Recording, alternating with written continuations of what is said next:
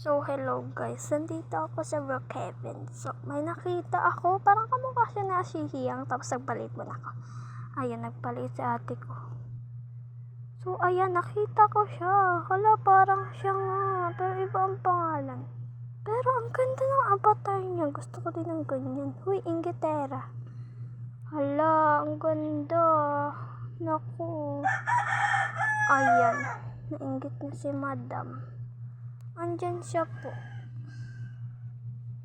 Tingnan niyo. Kumapa dyan ako ng camera. Katangahan ka kasi. Joke lang po. So, nandito ako. Nakita ko dyan si Ate Shia. Wait lang. Naghahanap pa si ante ko. Ayan, nakita na ata. Ay, hindi pa. Ayan, nakita ko na. Ito, binidyohan ko. Binidyohan ko siya.